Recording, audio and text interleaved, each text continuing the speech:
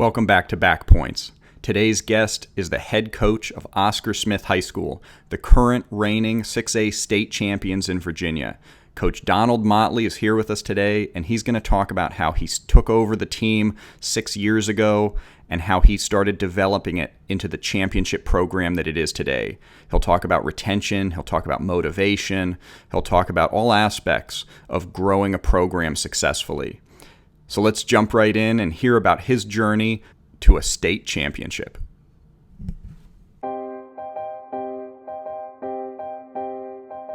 He taught me to get up when I didn't want to get up, when I wanted to quit. I had high goals, man. I've always had high goals. And so when I won it, I was just kind of like, oh my gosh, you guys are right. It's not the thrill of winning.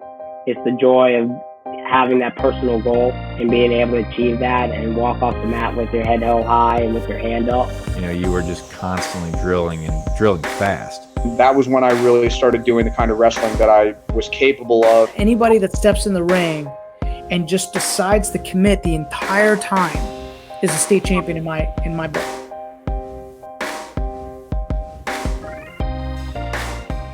Welcome to another episode of Back Points, the podcast where top wrestlers and coaches reveal their secrets about how they won state titles in high school wrestling. I'm really excited about this podcast because we're here today with Donald Motley, who led Oscar Smith to win the state tournament in 2020, the 6A state tournament. So we're here to learn about how he built a winning program. Welcome. Thanks for joining us, Coach. Hey, man. Thanks for having me on, man. Yeah, absolutely. So tell us, what is the Warmup Gang? The Warmup Gang, man, right now it means a lot of things, but it started when I first became the coach. I would say my second year, about 6 years ago. You know, I wasn't trying to prove a point, but I was trying to change the outlook of how Smith wrestling was. So I dedicated our warm-ups in practice. I made them really hard. I made them so hard that it was like myths going around it.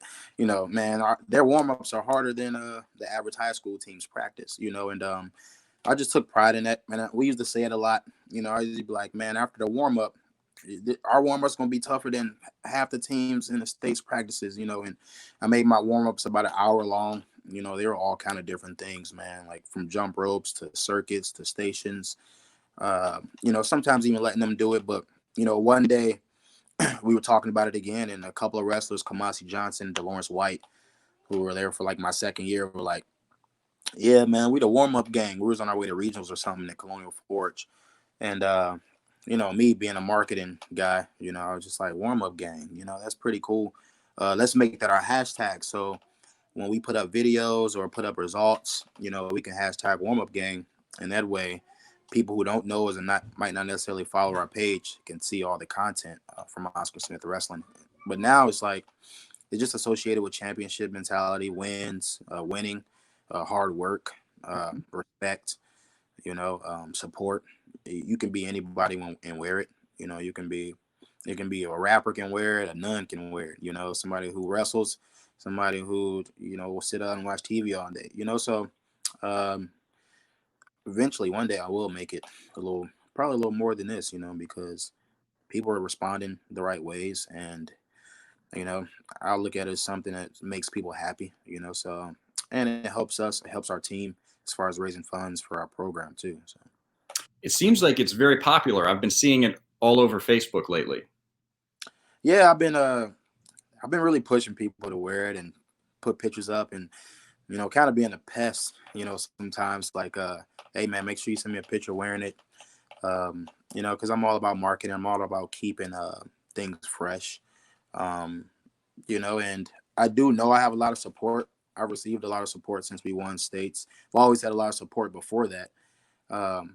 You know, and some people knew I can make clothes because I had a clothing company. I started this and actually in college. So I just decided I had some time to bring it back, and I just know people will support.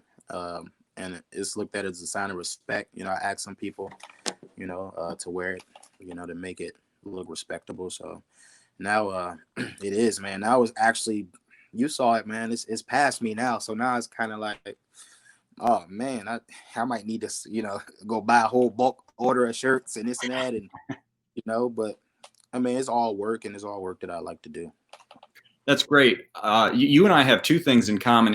In addition to coaching, we're both entrepreneurs. Did you take any lessons from your marketing background, from your entrepreneurial background? Did you apply that to coaching when you started building the program up? Of course. I mean, 1,000%. I mean, I know what these kids want to hear. Some stuff I can't say right here. But I know or get these youth teens motivated. Want to wrestle hard. I tell them the rewards. I just tell them how far it took me. I went to college for free. I met my wife, got a beautiful family, created companies and businesses and had like-minded ideas with people. It was popular, and I just tell them things they want to hear. I talk about making money, so definitely, man, marketing 1,000%, man. I mean, more than probably coaching. When I was wrestling, I remember my coach talked about that too. He motivated us. He explained how, wrestling's a fraternity. You get out of it, and if you're applying for a job and you've got somebody across the table who's a former wrestler, you're going to get that job. It's something where you stick together. Yeah, same things I say. I'll tell them the same things, man. You're gonna have opportunities. And also, I just tell them wrestling for me don't necessarily mean you're going to wrestle in college, but it does mean I'm going to help you get to college. It does mean that academically you'll probably get there if you just follow the keys to success with wrestling. You can just translate the life a lot. So, yeah, man, definitely, man. I mean, my kids are competitive. They like that competitive. They like to work towards some kind of victory in practice every day too. So I try to make it very. When you first got to Oscar Smith, what were some of the first things you did? Man, first I had to, man, it's so many firsts that I did do, but first I had to change up what the school received wrestling, so I was substitute teaching there at first, kind of finding my niche and what I wanted to do after college. So they would put me in the hallway sometimes, like if I had a planning block, and I would go just talk to kids and talk to them about wrestling, let them know who I was. So the first thing I had to do was get kids to join the team.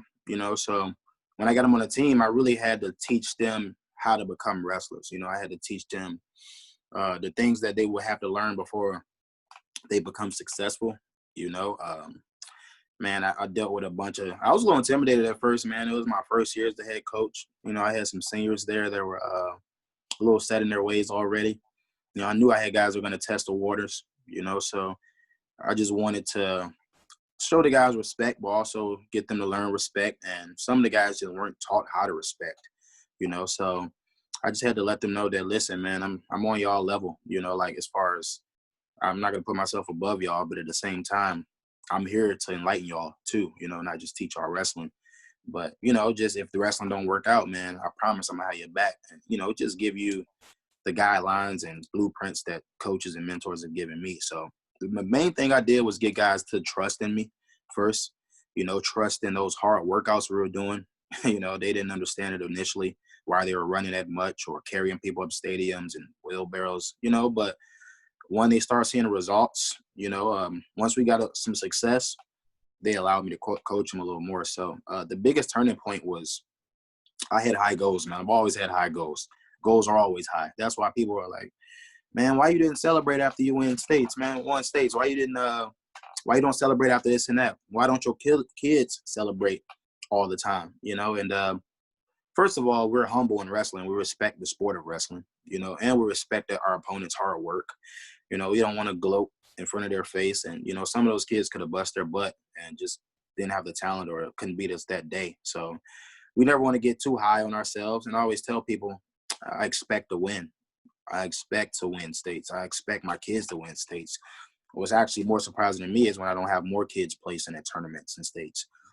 So if you ask me what 1 + 1 is, and I give you 2, I'm not gonna get excited because I know the answer to 1 + 1, man. So I mean, I get excited when we win nationals, when we place at national tournaments. My kid's All-American.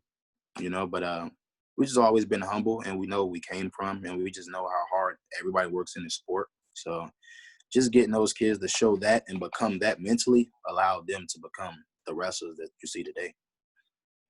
So it sounds like you had also had a progression. So I think the first year you won the district tournament and the kids started to believe, and you built on that over the following 5-6 years and kept progressing. They saw the progress and they would believe more and more as they went. Yeah, I mean, I had a couple studs on my team, so, and I know they wanted to train hard. So I kind of handpicked a couple guys, and I took them around the tournaments out of state, upper parts of the state, just to, and they had never seen a lot of states, or just never traveled a lot or stayed in hotels. And, me not knowing that and just seeing their reactions just allow us to become even more close, that I can give them these experiences. But, yeah, I've always – in my first year when we did win our first tournament, we thrive a lot off naysayers. We thrive a lot off what the perceptions are of us, what the perceptions are of me as a coach. A lot of people I hear, good and bad about me, but it's just some people haven't met me, or some people do know me and just, choose to say otherwise, but I got a method and a motto in our mind on our team is if people are talking about us, whether it's good or bad, that's a good thing, because if you're not getting talked about, you're not existing in their minds, in their thought processes. So, you're not important to them. They can say you're not important, but just the fact that they're putting their time and worth and effort in to speak about you, whether it's good or bad. So we just look at the positives. We look at all the support we get. But, man, it's been a roller coaster, man. Not even a roller coaster as far as up and down, but it's just been a great uphill climb, and something we're thankful for the experiences that we've been through up to this point, and it's just something to build on, man. We're really definitely not satisfied. That's the funny part, man. We, like everybody, like my kids are mad because we won states this year and people don't think we're going to win it next year, so those kids who are coming back next year are pissed. You know what I'm saying? Like, what you mean after Bullock and them leaves, we not going to win no more, so I'm excited to coach those guys, man. I'm excited, and they know what success looks like, so, man, this is – I mean, people think I'm lying when I say these things, but it's the tip of the iceberg, man. I'm just becoming a good coach, like now I got my blueprint, and now I'm about to give it to the whole team, so it's about to be over now. I love it. So, and you've always set high goals for yourself, and I assume that you talk to your guys about goals. So do you coach them specifically about the mentality of goal setting? Yeah. I mean, I always tell them to have goals. I know as a teenager, you're not necessarily going to write your goals down and read them every day. I have goals, but I didn't listen to everything my coaches told me. But we're very much goal orientated because we want to be the highest GPA team in the school. We want to have the most articles in the newspaper. We want to have the most offers. We want to have the most straight A report cards. And we want to be chameleons. We want to know how to adapt to just different environments, So goals are very important. The goals and what we talk about is more important than an actual match when it comes, because that match is part of our goal, it's part of our success. And win or lose, we're going to learn from it, So, man, goals on top of goals, and then my guys are very competitive. They get on each other and bust each other down in the Snapchat groups and this and that groups and, and they're very much competitive. So competitive nature above all, Jedi mind tricking my team into becoming competitive no matter what it is, and just teaching them that life is a competition, and there's such things as healthy competitions, so – the guys are just – I'll get joy out of making my guys become young men, become respectable. They're going to become good wrestlers, man. I mean, I ain't worried about that at all, So goals are college is the number one thing. Graduating is the number one thing. Respecting your parents, respecting your mentors, asking questions, listening. Those are the goals we try to do every day. We try to set for ourselves every day. But individually, I have different goals for all of them. Individually, I know their personality. I know their life, what they're going through. I know I can't say the same thing to all of them, because everybody's different. So individually, hell yeah, man. I mean, everybody got all kind of goals, and they're knocking them out too. Yeah, I agree completely. I think that one of the mistakes some people make is they have one goal, they care about that one goal, and maybe it's a good goal, maybe it's something that it's hard for them to control, but if something happens and that goal is off track, then if they don't have a lot of other goals in their life that are important, then that can be a problem. Then everything can go off track. I think that having goals on top of goals, as you said it, that's really the way to make sure that people have this positive progression, so that you got a lot of little goals on the way to those big goals. Yeah, man. I mean, you got to understand that all your goals aren't going to go right. All your goals you're not going to hit at the same times. So you don't want to have a goal, two goals, because if it don't, like, you don't got nothing else to look forward to accomplishing. So man, we got little goals and big goals. Every day. My goal is to wake up and straighten something up in my house. I got 3 kids. You know what I'm saying? So I make sure I clean a little. My goal is to make my kids play with them a little bit every day. My goal is to go out into the world and help somebody once a day or once a week, or but it's not even that they're goals. It's just that they're positive things. They are goals, but now I've created and made them positive personality traits that I just want to go out in the world and do every day. So my goal is to be a good person. So what that entails, all this stuff, it's kind of like an ETF or something. You know what I'm saying? Like, it's a whole bunch of things in one. But at the same time, all those are positive, and I want to spread them out because everybody is learning and trying to accomplish different goals too on my team. So you, in college, you wrestled under Coach Steve Martin, I think, at ODU. Is that right? I wrestled for Gray Simons first. That's who actually recruited me. Then he retired, right after my freshman year, and I wrestled for Steve. Did you learn from him lessons that were good for high school wrestling coaching, or are there things that you absorbed from him that were helpful? Oh yeah, man. I mean, Coach Martin helped me in a lot of ways. Whether I reacted positively or negatively to it, but all of it helped me as a person. There's a bunch of great things, man, Martin taught me. First of all, he's a setup machine. You know what I'm saying? Like, he knows how to show setups. He's a setup king. Of course, the Granby system, he knows that like the back of his hand. But setups, man, he taught me how to take my time when showing the smallest parts of technique, as well as Gray Simon too. And I was just blessed with a bunch of mentors that were great coaches.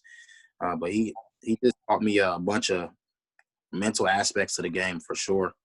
Jedi mind tricking me to death, but I'm happy, man. And he knows we got a mutual respect for each other.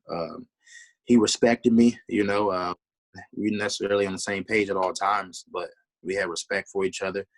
And, to this day, he's a guy that changed me in a lot of ways, made me a little crazy, and it makes my team a little crazy, but he cares, man. He loves his compassion. He coached a lot in South Norfolk, which is lower middle class, when he was at Great Bridge, so he got kids from both sides of the railroad tracks, and just up close, I've seen how compassionate he is for his athletes. He really wants to take care of each and every one of the kids on the team. He might not show it at all times, what I'm saying? He might pick weird ways to show it, but, man, I know deep down, man, he's a great guy, man. He's, helped me a lot, and a lot of things I do, I feel like I'm Coach Martin sometime, or feel like I'm Gray Simons or Steve Culpepper, my high school coach, or, and it makes me feel good knowing that, man, I learned from some of the greats, so I'm happy about that. Yeah.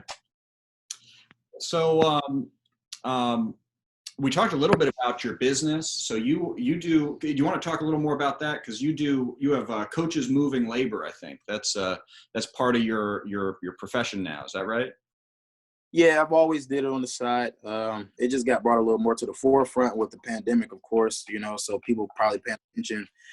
And there's not a lot of wrestling stuff I've been putting on my page, you know what I'm saying? But, yeah, Coaches Moving Labor, it started, I'd say about two or 3 years ago. I was just, me and some former college buddies and teammates were helping people move, just for a little dollars here and there. And my one buddy got me to start moving with him before I even wanted to do it. I was just kind of working with another company years ago. in the summertime whenever we had breaks. And I would go out, drive to Williamsburg or beach or wherever, and get paid some cash to move, and I'll just, me being a business guy, I was just like, man, this is probably no overhead. You know what I'm saying? Like, I get me a dolly, I get me some straps, so, and I know people with muscle, so, and the way the guy's business was going, he didn't provide a truck or anything. He just, he had close ties with the U-Haul people, so he'll drop his cars off in there. So he'll recommend they rent trucks from there, or he'll pick them up, so I took a lot of his motto, his methods, and he actually encouraged me to do it, because his business was out in Williamsburg. And he was like, man, I used to have one in Virginia Beach area, but, I didn't have enough people working down there, blah, blah, blah. So, and I always say, like, on those days we're moving, like when I was working for his company, like, man, I can do this, man. I got kids who need to make some money, and so it's been a blessing since then. I move a lot of coworkers, teachers in the buildings, other coaches, family members, friends. And then my wrestlers, man, they can make 10 to 15 bucks an hour, and they're leaving with cash right there at the end of the day, and they're feeling good. They're learning that you get paid for what you do, and some manual labor for them, so they look at it as a workout, what I'm saying? But coaches moving labor, yeah, definitely has helped us a lot, helped our program tremendously, as far as raising money to all those tournaments we went to this year, so, and just also the kids, man. I have a 2-year-old daughter along with the 8-year-old twins, and just allows us to have a little more comfort with our finances. Mm-hmm. Yeah, I know moving businesses can be really great. One of my first clients was a moving company, and I've worked with them for years now. My business is all about advertising, and I've always thought this guy is one of the smartest businessmen I've ever known. He built his first company was 2 guys in a truck, I think was the name of it, and that's what it was. It was 2 guys in a truck, and that you're right. It's very low overhead. And then he moved on. He did another moving company, and it's just a great business. Once you learn it, and you've got people are constantly moving. You've got a lot. And it's expensive to move. Yeah, man, it's one of those things that it won't stop being used for a long time. And when people know you, and know you do it, they get a little more comfort knowing who's going to do it for them. So it is a good thing, man. Yeah, and it sounds like it does have a real positive impact on the team. So one of the other questions I was curious about is recruiting. So as I understand it, Oscar Smith is known before you came along. It was known as a football school, I think, and really good football program. Now it's known as a wrestling school too. But how do you do recruiting? Like, how do you I've heard that you've been very successful in getting athletes to come wrestle for you who maybe they were doing another sport before. Man, hey, I'm real with them. I say some stuff to them that I know gonna make them happy. What I'm saying? The first thing I go up to kids, I'm a Gemini, first of all, man. So I can make you want to wrestle because you're mad at me, or I can make you want to wrestle because you're happy at what I said. You know what I'm saying? Either way, I'm gonna make you want to wrestle.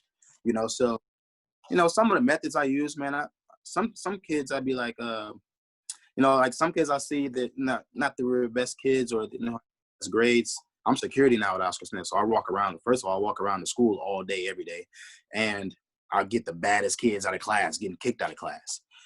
So of course, one of my movements with that is, you want to slam somebody, man, you can do it right after school and get paid possibly in your future to go to college to do it, or I let them know that, man, you want to go to college for free, or I say you want to, what's going to happen if you go to college, man, you're going to have all the girls, you're going to have all the opportunities, man, you're going to have your foot in the door before you get out of college, or you want to go back to where you're from and talk about who you used to be, or you want to use the system the way they use you.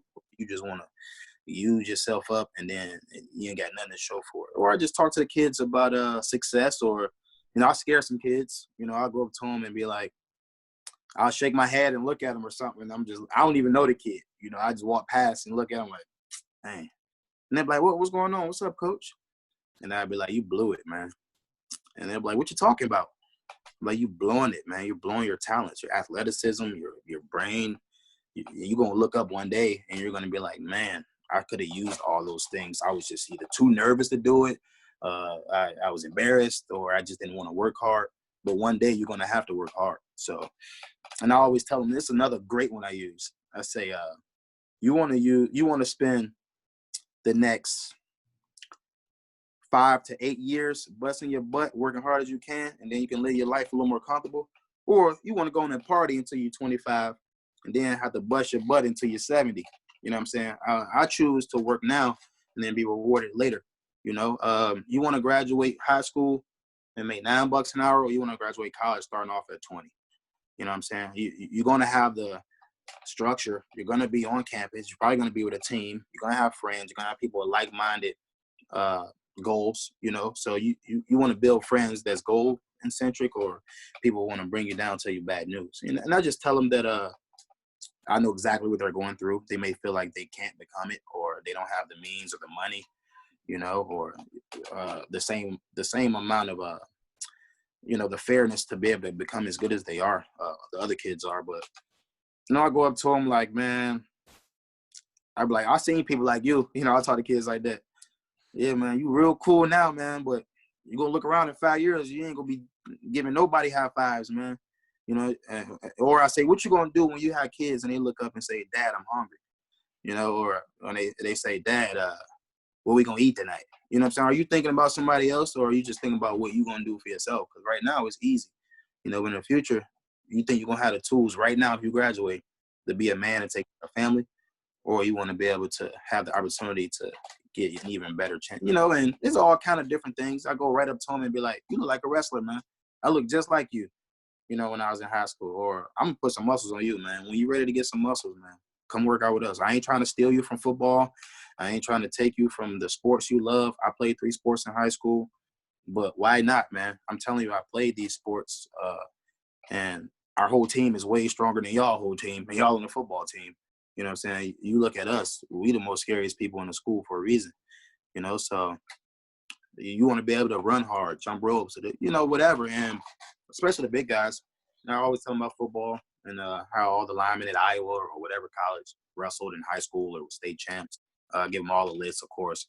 But I just straight up tell them, like, do your mama got the money, man, to pay $55,000, $60,000, $100,000 for you to go to school? Or do your body got the talent to pay for itself?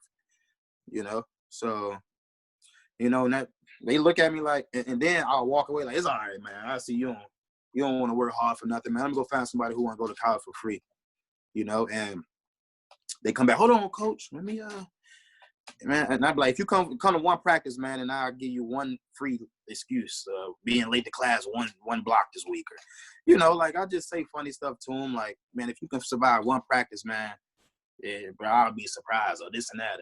You know, and I challenge them. I challenge kids in every aspect every day, too, not just wrestling, like to pull up their pants, to comb their hair, to you know, not lose their temper so easy. You know, I always tell them, he who angers you owns you, you know, so try to control who you give that anger to and who you let see expose you in those ways. You know, it shouldn't be people unless you love them and care about them, you know, so I just teach them a lot of things that nobody's telling them about as far as how to appreciate their parents and things their parents did for them when they couldn't, that they probably necessarily think about when they couldn't wipe their own ass or feed themselves, you know what I'm saying? Or, you know, do a lot of things, put their own clothes on, they put a roof over their head. And I'll just bring it back in perspective for the kids.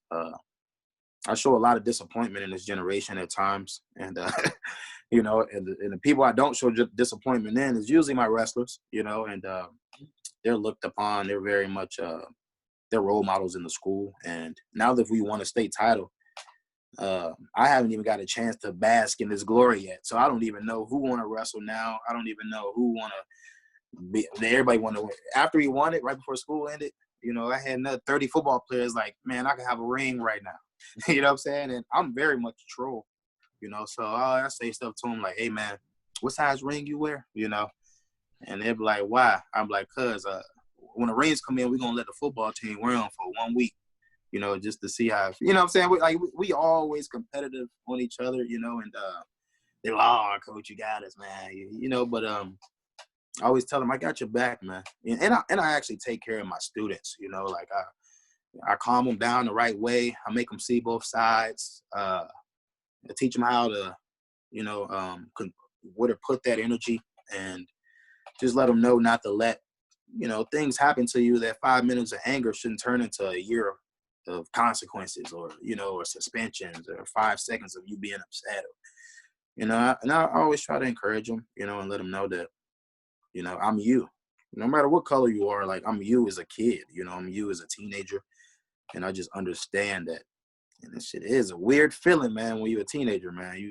You're dealing with everything, man, and not to mention what's going on at your house. And, so I just make sure they know I got their back, man. And I think everybody in the school, I mean, not just the wrestlers, man, the teachers, the athletes, the students, they just know I'm a genuine person, and they know that I ain't gonna lie to you. I'm gonna tell you, this hard, man. It's gonna be hard for a little bit, but in 2 weeks you're gonna be all right. You're gonna throw up, feel like you take one more step, you're gonna feel like you're gonna die. You know what I'm saying? But I ain't gonna put you through nothing I ain't go through. I ain't gonna put you through nothing I know you can't take, and greatness is this. If this wasn't greatness, everybody would be great, so I just teach them to be part of that fraternity and be proud that they are doing something that 98% of the school can't do, I can see why people want to wrestle for you. Hey, man, I'm a good motivator. I tell you that. That's what I'm good. So you've now been around for a while. You've been coaching. You've seen a lot of other teams, how other teams do things. What are a couple things that you see other coaches doing that drive you nuts? And I ask that because I'm all about wanting to strengthen the sport of wrestling in Virginia and elsewhere.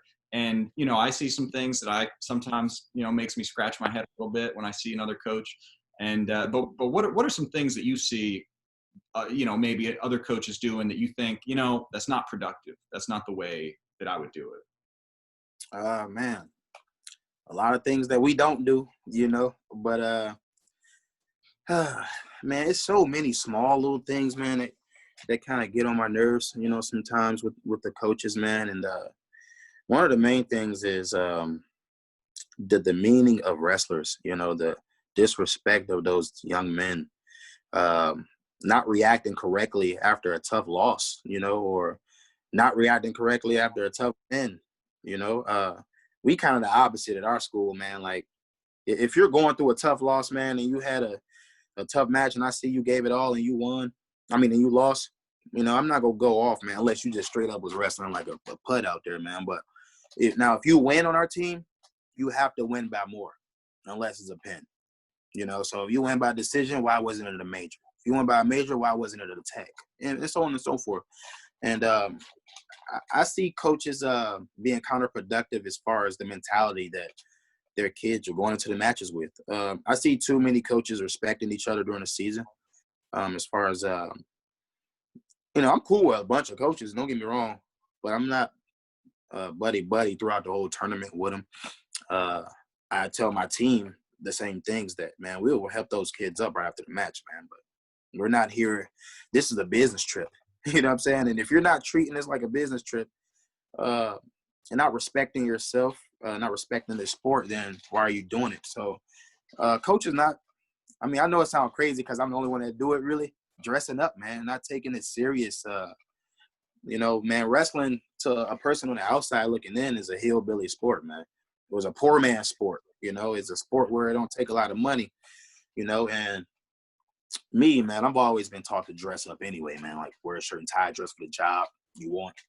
So, and I told my team the same thing. They got to dress up all the time, man, wear shirt and ties all the time. Some of the kids never had one before. So, if we want people to respect our sport, respect how hard of a sport this is, we can't have coaches in the finals with flip-flops on, wet hair, wet shirt, hole in your shirt, you're coaching the number one kid in the state, and also, man, it's not sending the right messages to these young men, because in a lot of more sports that's generating revenue, those people are professional, they're dressing professional, acting a certain way. You don't see everybody walk around spitting dip all over the floor and in dirty cups, and leaving dip cups on the side after they finish coaching and just little stuff that these kids are gonna see and it's gonna rub off. So, one thing I learned that just people know me as the coach that always dresses up or the coach that always doing this or doing that. But main thing I want my dudes to do, even people that don't wrestle for me, is I want them to see positivity in the way I coach. So, ducking competition, you know what I'm saying? Like trying to protect your record, like, man, this is Virginia. I can take a kid 17 in the States and win it, because I take my kids all the way across the country. Man, I got a kid on my team with 10 losses in the finals, win states, but he's lost to 5 or 6 kids, Jersey state placers, Pennsylvania state placers, and so taking a loss to a kid in Virginia is a no-no. It's, that's looked at as what, and that's because we know not everybody, because there's a few clubs out here, man, in this state that bust their butt like us, but predominantly for the most part, is nobody's going to outwork us. Nobody's going to outwork us. Nobody's going to outwork us, even the top programs, and if I think they are trying to outwork us, we're going to work harder, so guys not working their teams as hard as they can, ducking competition, disrespecting their wrestlers in front of crowds, people, and not taking the sport professional, not dressing up, not looking good until the finals come, you finally put on a polo, like those prestige tournaments, man, should have dress requirements and stuff, man. Like, should have some kind of requirement, but that's just little old me, man. I make sure within our circle of circles, and all the people I could connect with, all the other coaches that I coach maybe on the Fargo team with, I take a lot for them too, but I just always hope that is in our circles, we're all kind of on the same pages and trying to keep this sport respected, man. That's the main thing. Like, man, I know people respect our program or respect what I do, but I'm just one piece, so the respect value for wrestling is not high enough. That's why it's so easy for them to cut our sports. You look around, you see a guy who he don't even look like a coach. Is he the coach or not? He's sitting in the corner, no shirt on, like with a regular T-shirt on. Like, it needs to be some kind of uniform, like something to show that, oh yeah, I'm a coach and not a dude off the streets. I mean, it's so many different things, but at the same time, I was raised in kind of that era too, so, but I was always strong-minded enough to know that I represented myself like a professional. And I tell my kids that too. What does a professional athlete do? His job is to train, stay in shape, remain a pillar in the community. His job is not to react to people that are trying to bring him down. You can get on the comment page and look at 1 million negative comments. They're famous. But the minute they respond, they're making that person famous. The minute you show people that you're something you're not, or you react, you are that, So, and it's a whole bunch of smaller things too, man. I mean, a whole lot, man. But like I said, the coaches just need to show more empathy towards maybe that freshman who not getting no love from his teammates, and demand that his team guys on the team respect everybody. We all, no matter if you're a national champ or you just starting, you're gonna get the same respect. I'll suspend a state champ the same way I'll suspend a first year wrestler. I'll reward them the same way. Everybody on our team got state championship rings, 34 rings, because our freshmen, our sophomores helped those seniors. They kept them from banging each other up at times, so it was a team effort. At the end of the year, everybody gets varsity letters. Varsity certificates, because, yeah, there's JV, but everybody's wrestling varsity, man. This is varsity. This is one team. I'm not singling guys out, you JV, you varsity, because everybody deserves that recognition, man. I don't want to downplay anybody's efforts because we all sit in that room together. And their opportunity might not come yet, but all those kids you see winning states for this year was waiting 2-3 years ago to get their chance, So I teach them to remember that. Remember that, hey, man, you was that guy. So teach them the same way, But, a bunch of parenting methods, for the most part. But, I got the full respect of my parents, full support of my parents and my staff in the school. And it just allows me to coach them a little more freely too. One other question. So I was talking to Arsenio, one of your assistant coaches, and he was telling me, you know, a big part of it is getting that year-long commitment. And, you know, it's clear you know how to motivate kids, you know how to get them in that, you know, to give everything they can to developing themselves as wrestlers. Is it do you have a year-long program that you kind of like, because you've got a club, I'm sure, you know, I know, with Tigers Wrestling Club, in addition to the team, is there a year-long program that you like to, you know, put guys through so that they can just keep developing? I mean, I have a set program, you know what I'm saying? Like, but I always tell people we ain't took a break in 6 years, you know, but do I have a program? No. Do I have a feeder system? No. I'm very unorthodox in my coaching, which I keep my team guessing. Every practice is different. I write down plans differently. But hell yeah, we got an off-season program. I mean, as soon as state's in, we're doing, like, as soon as states is over, we do Greco for a month straight. You can't touch no legs. Even if you're training for nationals coming up in March, you'll have a few weeks to get back to normal. But so even the guys who never did Greco, you're not allowed to touch the legs for a month. Then we go into some freestyle. And then we don't do folk style at all until national duels, and individual nationals.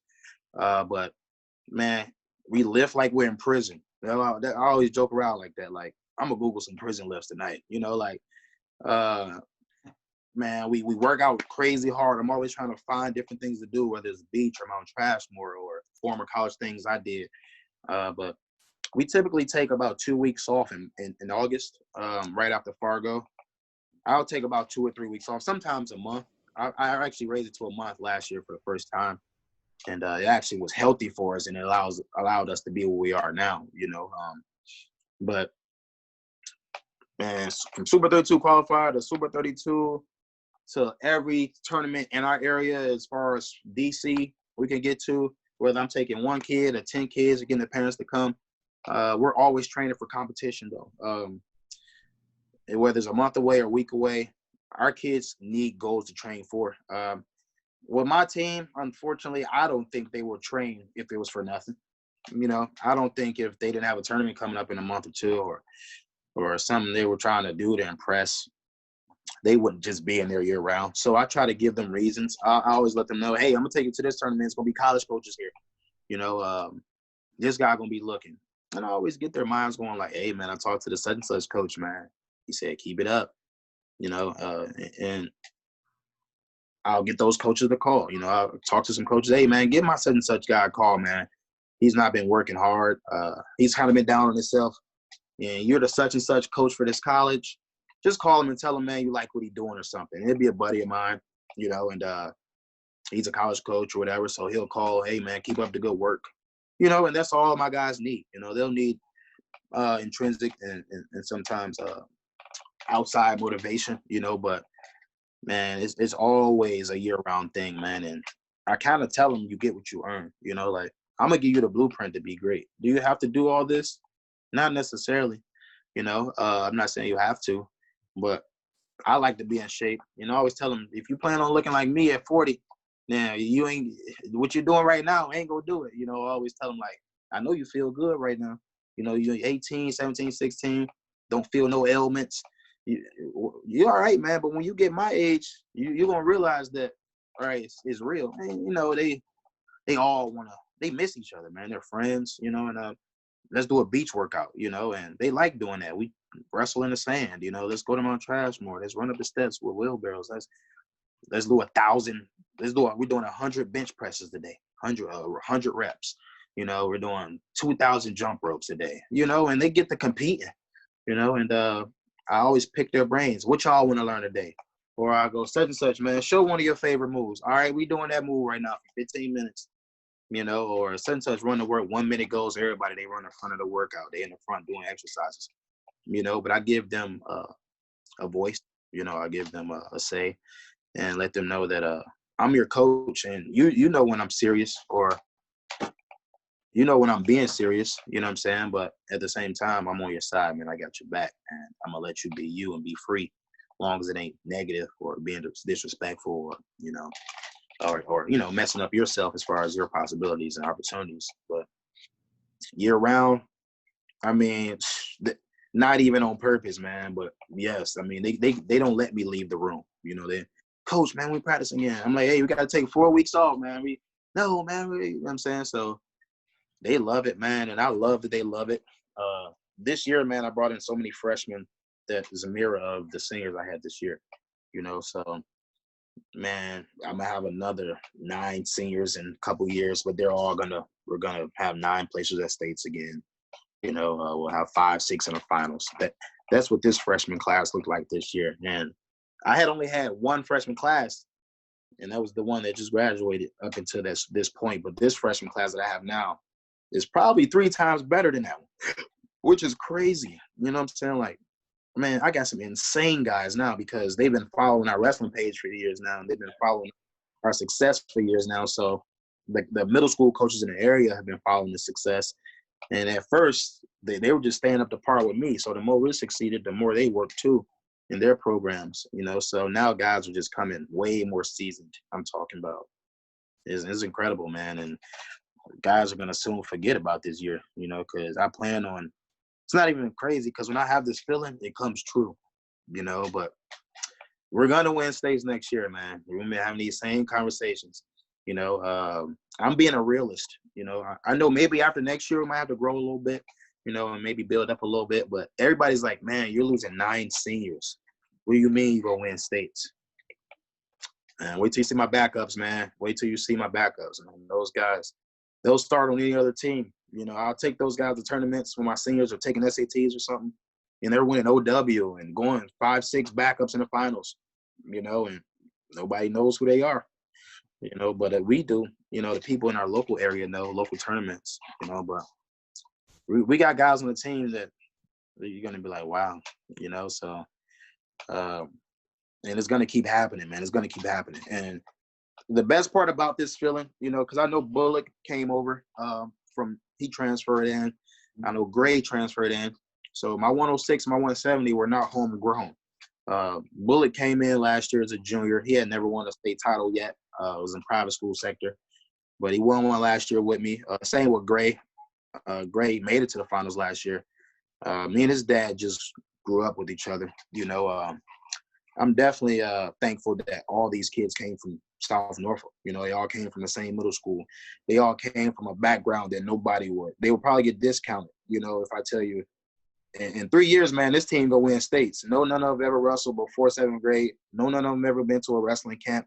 No, none of them ever wrestled year-round, freestyle and Greco. But in 3 years, they'll have all those things under their belt, and we're gonna win states. They would have looked at it 3 years ago, it would have been unbelievable, But it's great to know that I can say, man, I did this with my guys. I did this with my guys, man. Even if you take away those 2 kids that came in, we still win states by 40 points, So I'm happy to say that I took some unsung heroes, man, some guys that a lot of other people would have threw away or not even put the time in, because there were times where I even wondered if I was going to get a certain guy up to the par I wanted him to be at. Not great is great, but higher to a plateau I know he can go above, So it's very mental for me too, man, finding ways to coach, finding ways to get through to these kids, showing them I care about them, getting pissed off at them, showing them how to respect me, respect other people, showing them that they're not to waste my time and I won't waste theirs. I'm constantly on their case, to a point where some people just won't even talk to me for a week or 2, but they'll come back around and talk to me and, not necessarily talk about where we're left off at, but they know that I got their back. And the parents know that I'm got their back. I'm in a community. I want to do what I can, not only for my team, man. If you're a wrestler or you're a kid or you're anybody, you want some advice, you want to talk, I might be that person that's helping you out, and that's what I look forward to doing. I'm very much a loving, caring person, but I'm a tough lover, but I'm a very hard fighter too, so I'm very strong-hearted, and I expect my team to be the same way. I value myself on a bunch of things, man, that'll get you respected by the elders, the olders. So just trying to get these guys to become men, really. I mean, the wrestling part's easy, man. I mean, When people ask me how I get my team so good, I just say I'm good at talking. I'm good at talking. I got hella moves. I mean, me, AJ Foreman, Barksdale, we got the moves. You know what I'm saying? We got the success. We all wrestle on high levels. Am I worried about teaching you how to wrestle good? No. Am I worried about teaching you how to control yourself while you're on the mat? Yes. Am I teaching you how to control your energy? Yes. I'm going to teach you how to balance school and life? Yes. Am I worried about you learning the moves? No. I got to teach you how to pay attention. I got to teach you what to look at when I'm showing it. Now, I'm not just going to show a move, expect you to know exactly what I'm doing. I'm going to tell you, watch where my hand is, watch where my foot is. Don't just look for the beginning or end of the move. Look at where my placement is. Look at where my head is. Look where and I tell them you have to be like a sensei. You got to be like a sensei. You got to break down the smallest parts of life, technique, and strategy. So, man, and it's natural for me. That's just how I am as a person.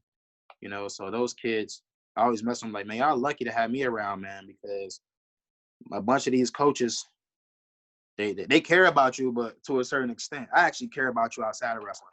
I care about you outside the season. I care about you outside of everything, man. I care about you as a person, and I'm going to continue to look at you in your life, and I'm going to measure you if I succeeded you or not, if I failed you or if I helped you or not, depending on how your life goes, and I want them to know they can always call me and talk to me. But man, then they finally got to wrestle a match. You know what I'm saying? Like, so the wrestling part just that happens, man. You wrestling a bunch of teenage kids, man, that their parents ground them the same way your parents ground you. You know what I'm saying? They act grown, they look grown, but they're not grown. So I don't care what they wearing, what they look like, how many beards they got, how much facial hair or leg hair. This dude a kid, man. You know what I'm saying? And so you look at him and look at yourself and say, has he went through more things than you went through? Does he deserve to beat you? Does he deserve to say he beat this kid from Oscar Smith? Because I don't think so. We worked too hard, man. We worked too hard. And if that kid worked just as hard, good. I hope he did. But I know he didn't work harder than us. So I would never let a guy beat me that I think don't deserve it. Are you going to work the same amount of hours and get paid the same amount? Or are you going to let that guy get paid $100 an hour and you get paid $10 an hour? Y'all working the same job, same thing, same description, but he get 90% more than you. Or you going to let a guy who worked 2 hours, you work 10 hours, he get the glory and you get the back page, because that's what I tell him. Like, I'm not going to let a kid come off the streets or a kid who hasn't busted his butt like me beat me. He don't deserve to beat me. Like, he out there chilling, running the streets all summer, and you busting your butt. Now, unfortunately, that can't happen a lot, but that joint should just glow you up every more. And the more and more you think about there's somebody out there with no work ethic that can beat you, that should just piss you off for greatness right there. That should just make you. So if you beat us, man, you got to earn it. You got to earn it, man. And you're going to remember wrestling us too, so this is how we look at it. You're doing great stuff down there. I love what you're doing, and I really appreciate you being on this podcast. I know, people are going to really benefit from hearing what you've got to say. So sure, thank you, man. Thank you. I'm glad I can get that voice out there, man. That's all I want to do is open people's ears. Well, we'll keep watching Oscar Smith. We'll keep following you on Instagram. We'll post the Oscar Smith link in the show notes here. And, I wish you a lot of continued success. Man, thank you, man. Once again, thanks for having me on. Thanks for listening to Back Points today. If you want to support the show, please subscribe on Apple Podcasts, Spotify, YouTube, or wherever else you find the show.